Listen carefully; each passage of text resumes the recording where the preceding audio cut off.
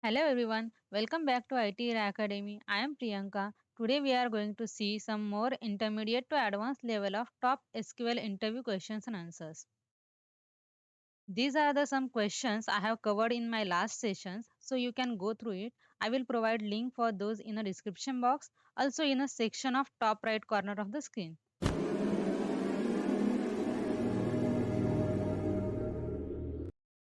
Before we start, if you are someone new to this channel and you have not subscribed it, I would like to recommend you to subscribe my channel because I always come up with such a videos with the questions and answers which will be helpful to prepare for your technical interviews, and also these ready answers for these questions saves your lots of time for preparations. Also click on a bell icon so you will not miss any of my videos. Before we start to the questions and answers, let's see some key point for the preparations. If you are a fresher, you should be prepare all topics with a definition, syntax, means what is it or and how to use it or how to execute it. But if you are an experienced candidate with all above points, you should prepare with all topics for why to use it, in which scenario we should use it, what are pros and cons of using it. While working in a practical project, you should be able to take a decision which feature you should use there and what will be consequences of using it. You should be aware about disadvantage and advantage of all features like store procedure, functions, views, indexes, constraint. So I have listed such a questions in my this session. Here I have listed mostly asked questions for the experienced candidate. I have listed these questions which has been asked in the interviews of Infosys, Cognizant, TCS, Wipro, such a companies. So watch this video till the end to get answer for all these questions. Our first question is advantage and disadvantage of store procedure. So let's see first advantage of store procedure. As store procedure are compiled once and stored in the executable forms, hence it is faster and gives better performance. Also, as the same piece of code is used again and again, it is reusable and result in a higher productivity. Another is maintaining a store procedure on a server is much easier than maintaining copies on various client machine. As scripts are located in a one machine, it also reduces network traffic. And lastly, it is secure as access to data can be restricted by allowing user to manipulate the data only through store procedure. Then moving to disadvantage, testing of logic which is encapsulated inside the store procedure is very difficult because any data error in handling store procedure are not generated until runtime. Another disadvantage is version control which is not supported by the store procedure. Also, an extra developer in the form of DBA is required to access the SQL and write better store procedure. This will automatically increase the cost. And lastly is portability. As complex store procedure will not always port to upgraded version of the same database. So these were some advantage and disadvantage of store procedure. Moving to next question, explain view with advantage and disadvantage. View is a simply subset of table which are stored logically in a database. Means a view is a virtual table in a database whose content are defined by a query. If we talk about the advantage of the views, it is secure as each user can be given permission to access the database only through small set of views that contain a specific data which user is authorized to see. It is also provide query simplicity as view can draw data from the several different tables and present it in a single table. It means turning multi-table queries into a single table queries. Also, it provides structure simplicity. Views can give user personalized view of a database structure, presenting database as a set of virtual table that makes sense for that user. And lastly, a view can present consistent unchanged image of a structure of database, even if underlying source table are split, restructured, or renamed. And about disadvantage of views, views create appearance of table, but DBMS must still translate the query against the view into the query against the underlying source table. If the view is defined by complex multi-table query, then simple query on a views may take considerable time, which may affect on the query performance. Another disadvantage is For updating data, when a user tries to update the rows of the view, the DBMS must translate the request into the update on a rows of underlying source table. This is possible for simple views, but more complex views are often restricted to read only. That is for views. Moving to the next question, what is index in SQL and why we use it in SQL? To answer this question, you can say indexes are special lookup tables that the database search engine can use to speed up the data retrieval. Simply, an index is a pointer to the data in a table. An index in a database is a very similar to an index in our book. For example, if you want to reference all pages in a book that discuss a certain topic, you first refer to the index, which listed all topics alphabetically and are then referred to one or more specific page number. Indexes in SQL work similar way. If you do not use indexes in SQL, searching data will take more time, which hampers the database performance. Well-designed indexes can reduce this input-output operation and consume fewer system resources. Therefore, it improves query performance. We use indexes on a large database, tables, columns, from where we fetch data frequently. Okay, and some more point to remember about the indexes that are indexes should not be used on a small tables and tables that have frequent update or insert operations. Columns that are frequently manipulated should not be indexed. Indexes should not be used on a columns that contain high number of null values. That was for the indexes. I hope you are getting this all point. Then let's move to our next question. What is cursor in a SQL? Well, cursor is a temporary memory or a temporary workstation. It is allocated by database server at the time of performing DML operations on a table by user. Cursor are used to store database tables. There are two type of cursor. One is the implicit cursor and another is the explicit cursor. Let's see first implicit cursors. Implicit cursors are also known as a default cursor of a SQL server. These cursors are allocated by SQL server when user perform DML operations. And another is the explicit cursor. Explicit cursor are created by user when the user is required them. Explicit cursor are used for fetching data from the table in a row by row manner. Okay.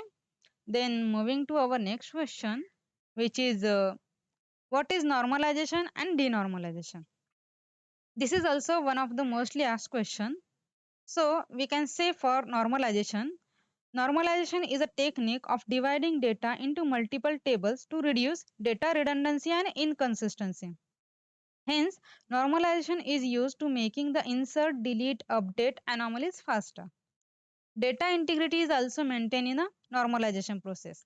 But normalization also increase the number of tables and join. While talking about denormalization, denormalization is a technique of combining data into single table to make data retrieval faster.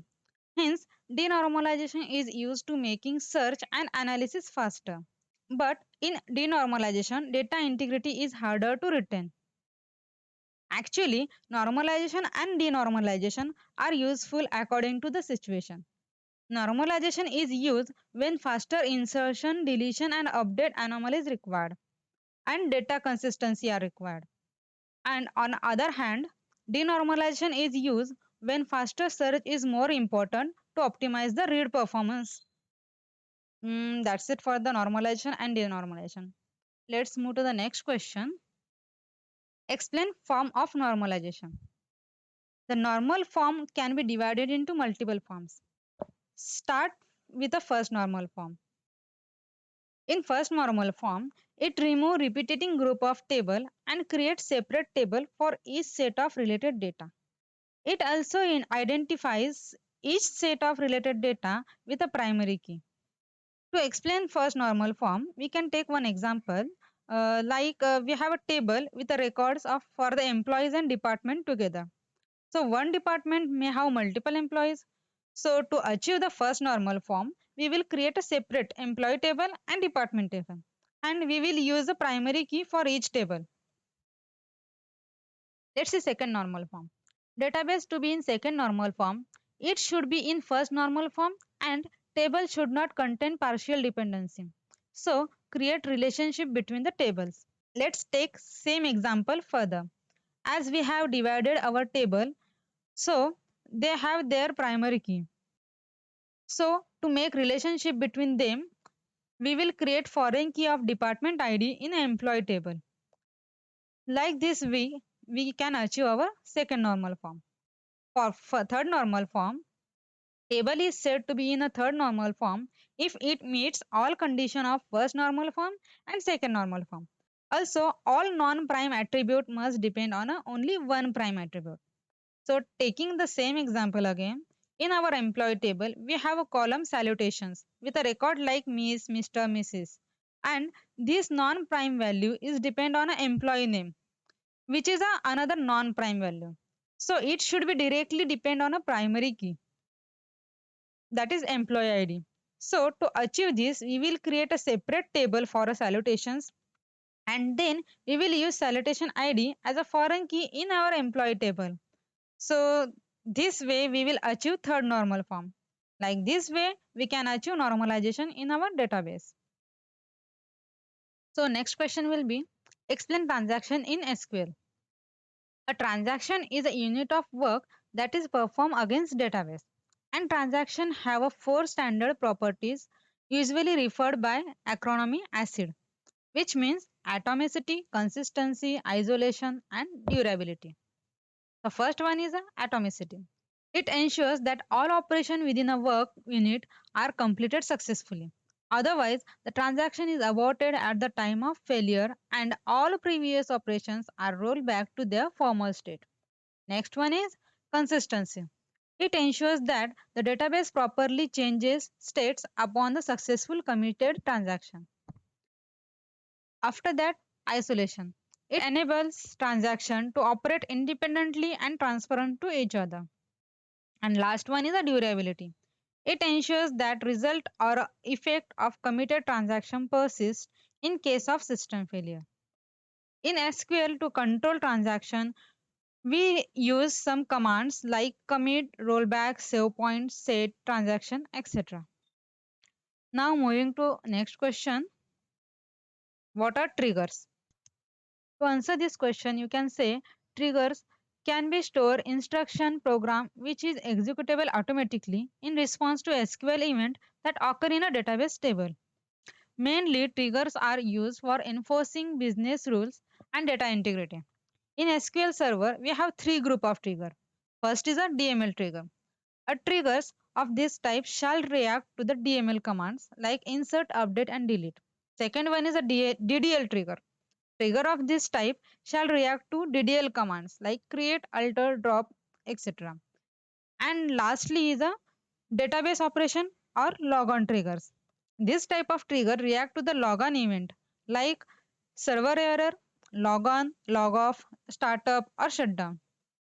To understand the use of trigger, we can take one scenario like we are updating student record in a standard table like 7 standard student is passed to the 8 standard and we have a division for each standard and student will assign the division depend on his marks of a previous standard. So we can set before insert trigger which is our DML trigger. This trigger will fire for every record before inserting to the table and it will assign a proper division to the student depend on a entered marks. Like this way we can use this trigger. Or I can explain one more example like project requirement can be when any employee leaves organization while deleting his record from the employee table, we should update the record in the employee history table. Here, we can use delete after trigger to update the employee history table after deleting record in the employee table. Like this way, we can use delete after trigger. I hope you understand both of these examples. Our next question is, what is SQL injection and how to prevent it? SQL injection is a type of injection attack that makes it possible to execute malicious SQL statement. These statements control database server behind a web application. And SQL injection may affect any website or a web application that use the SQL database such as MySQL, Oracle, SQL Server and other. To understand the SQL injection attack, I can give an example like someone is entering his name in an input box, text box on a web form like name is equal to Priyanka. But instead of just entering his name, attacker can also insert extra strings like Priyanka single apostrophe, then a semicolon, and then writing his query, delete asterisk from employees semicolon, and then two dash, which will be comment our next queries in a background. So then query may fire like update employee set name is equal to Priyanka semicolon delete asterisk from employees. So it may delete all record from the employee table. Like this way, someone can destroy data. So the only secure way to prevent the SQL injection attack is to use input validation and parameterized query. Application code should never use input directly. Developer must sanitize all input, not only the web form but also the in login form. That's it for the SQL injection. Then moving to our next question, it is how to achieve query optimization. This is mostly asked question for the experienced one because this knowledge is important while working in a real scenario. So I have listed top 10 mechanism by which we can achieve query optimization.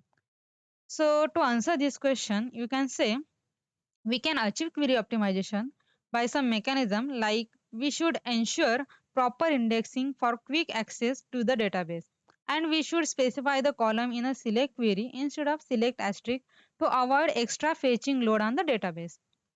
Also, loops in a query structure slow the sequence. Thus, we should avoid them too.